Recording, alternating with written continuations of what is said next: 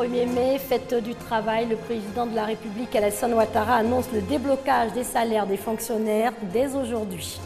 On s'intéressera également ce soir à cette campagne de vérification des instruments de mesure. Elle vient d'être lancée dans le district d'Abidjan. Le bilan du séisme au Népal dépasse les 6200 morts. Quelques personnes ont pu être sauvées, comme le jeune Pemba, retrouvé après 120 heures sous les décombres. Bonsoir à tous et merci de vous informer sur RTI 2. Aujourd'hui, 1er mai, fête du travail. Il s'agit de la 129e édition et elle aura été spéciale en Côte d'Ivoire par la présence du chef de l'État, Alassane Ouattara lui-même, à la cérémonie officielle et par les mesures annoncées, le déblocage des salaires des fonctionnaires dès aujourd'hui et le paiement des ponctions effectuées sur les salaires des enseignants grévistes à partir du 1er juillet prochain. Aujourd'hui, 1er mai, la tradition a donc été respectée. Les centrales syndicales UGTCI, FESACI, UNATSI, Dignité et la centrale Humanisme ont porté les préoccupations des travailleurs devant le chef de l'État. On écoute le porte-parole des 5 centrales syndicales. Excellence, grâce à votre sens politique, vous avez su redonner confiance aux Ivoiriens. En effet, d'une vision apocalyptique, les travailleurs ivoiriens sont passés à une vision émergente de leur avenir et de leur pays. Nous n'oublions pas, Excellence, Monsieur le Président de la République, le relèvement du SMIC de 36 607 francs à 60 000 francs. Excellence, cette bonne décision, effectivement, connaît quelques soubresauts, mais nous sommes à la tâche pour qu'ensemble, avec le patronat, elle puisse aller et couvrir l'ensemble des entreprises de Côte d'Ivoire. Merci à vous d'avoir permis le consensus autour du nouveau Code du travail. Merci à vous, Excellence, pour l'ouverture des discussions sur les minima catégoriels, mais aussi surtout, merci à vous pour l'instauration de la couverture maladie universelle. Et c'est pourquoi, ici, solennellement, nous lançons un appel à l'ensemble des travailleurs de Côte d'Ivoire d'aller vite et vite au point d'enrôlement pour participer et pour la mise en œuvre de la couverture maladie universelle. C'est la première fois qu'il préside personnellement la célébration de la fête du travail. Le président de la République, Alassane Ouattara, et les travailleurs se sont parlé et se sont compris. On écoute le président de la République. Au titre des fonctionnaires, après le déblocage entamé en 2014, les salaires de tous les fonctionnaires seront débloqués. Et ce, à compter de ce jour, 1er mai. Voyez-vous, cette mesure met fin à 27 années de longue attente. Surtout, ce que je voudrais signaler, c'est qu'elle va toucher 113 432 fonctionnaires. Oui, dont 92 223 enseignants et 14 803 agents de la santé. Voilà. Et ceci est en plus des 38 000 qui ont été faits auparavant.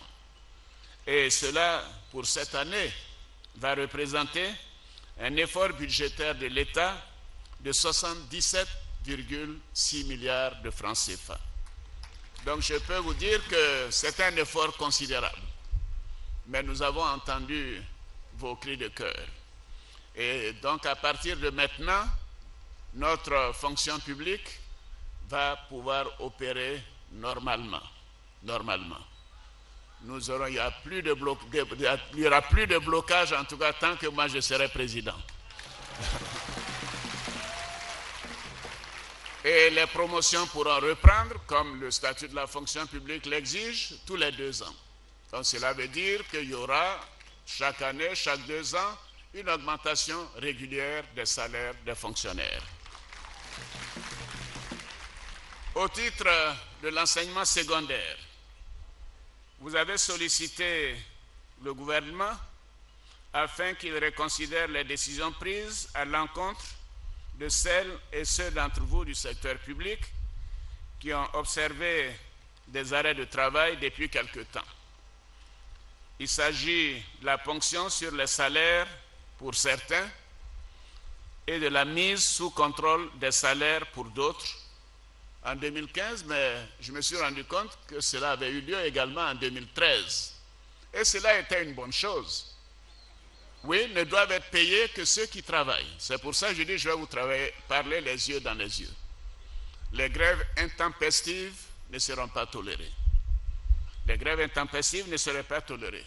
Mais cependant, dans un souci d'apaisement et de manière tout à fait exceptionnelle, et je dirais pour la dernière fois, pendant les années que je servirai mon pays, je ne ferai plus d'exception de ce genre.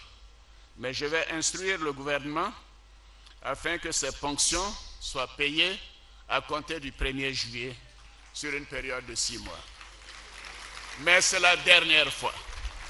Je tiens à le dire, c'est la dernière fois que je le fais parce qu'un pays moderne doit être conforme aux règles de la République.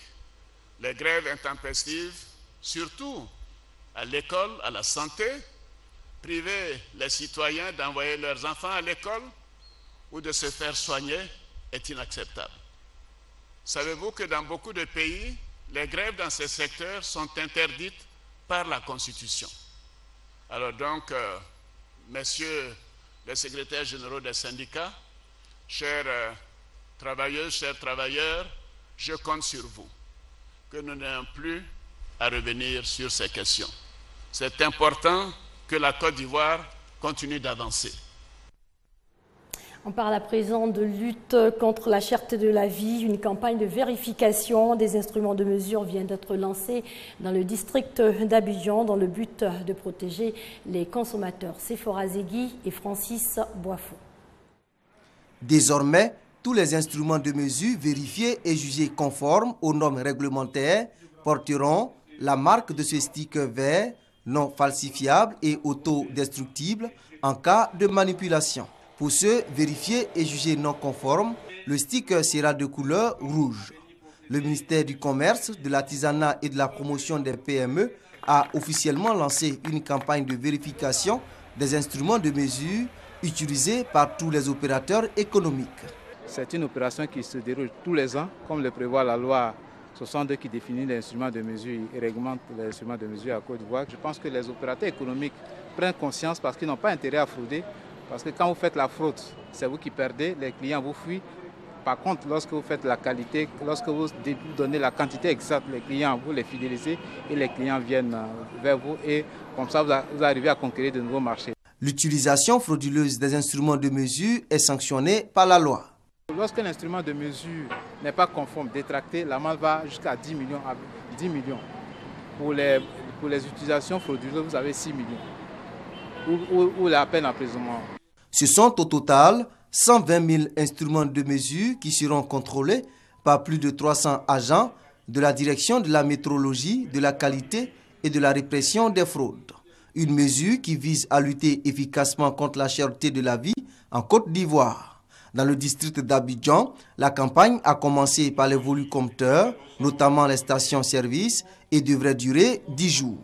Cette campagne prendra fin. Les maladies cardiovasculaires, elles prennent des proportions inquiétantes en Côte d'Ivoire. Un congrès des cardiologues est annoncé les 6, 7 et 8 mai prochains à Yamoussoukro.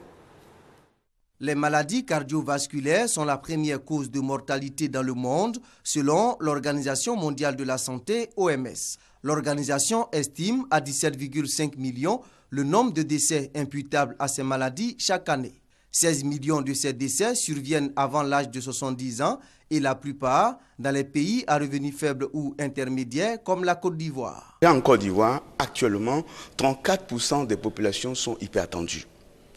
13% de nos patients ici hospitalisés à l'Institut de cardiologie d'Abidjan ont fait les crises cardiaques. Et le poids des maladies cardiovasculaires prend le dessus sur les maladies transmissibles. Demain, ce ne sera plus la diarrhée, le paludisme ou la fièvre typhoïde qui vont tuer les populations, mais bien plutôt les infarctus du myocarde, ce qu'on appelle la crise cardiaque, l'insuffisance cardiaque et les AVC. Les cardiologues veulent faire de la prévention.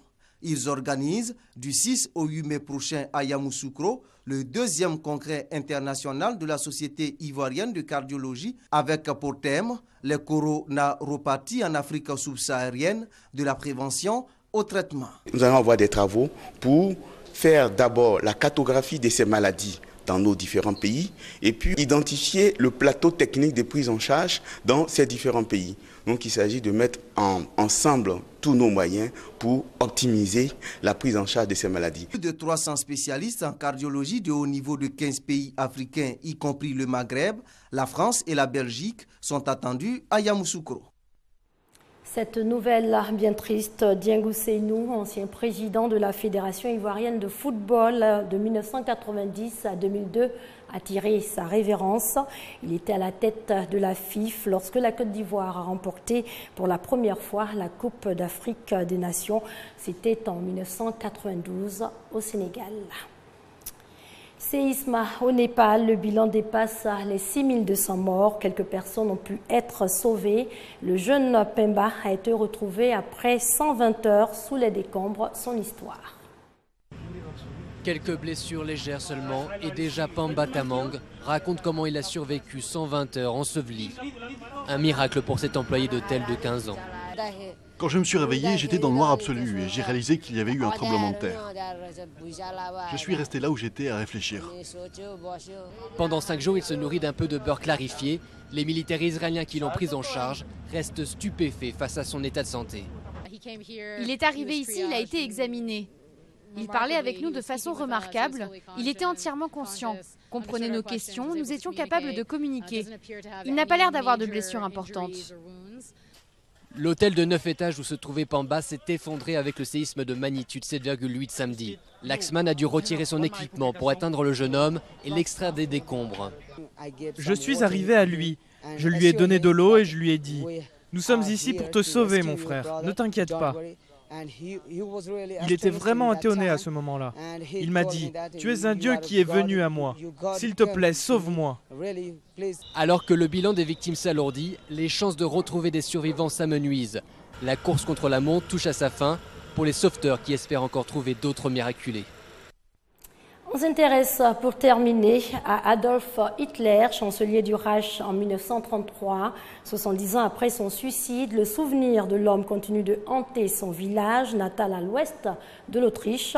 Une polémique enfle sur ce site devenu un lieu de pèlerinage pour certains néo-nazis.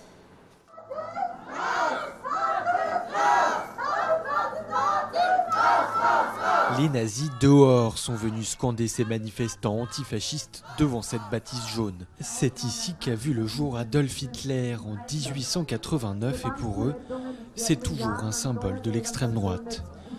Pendant quelques semaines seulement, le jeune Adolf habitera au rez-de-chaussée de la pension où ses parents louent un appartement. Les archives de la ville conservent la trace de la venue au monde du futur dictateur, le jeudi 20 du mois d'avril. Pour Florian Kotenko, historien spécialiste de Braunau, la fascination que suscite encore la maison d'Hitler s'explique avant tout par son aspect très anodin. Il est d'une certaine façon une icône du mal. Et Hannah Arendt a aussi parlé de la banalité du mal. Dans ce cas, il est certain que lorsqu'Hitler habitait à Braunau, il avait une famille très banale et normale.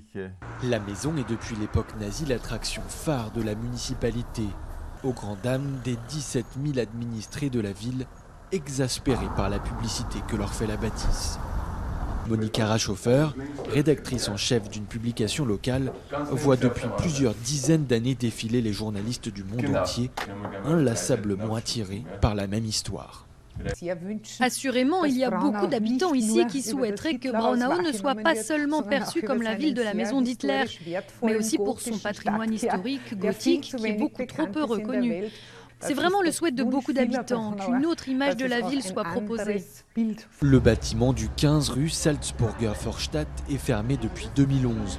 La propriétaire refuse que l'État, unique locataire des 800 mètres carrés, y mène des travaux de modernisation. Le gouvernement autrichien cherche aujourd'hui coûte que coûte à reprendre la main sur la maison, pour empêcher notamment qu'elle devienne un lieu à la gloire du dictateur.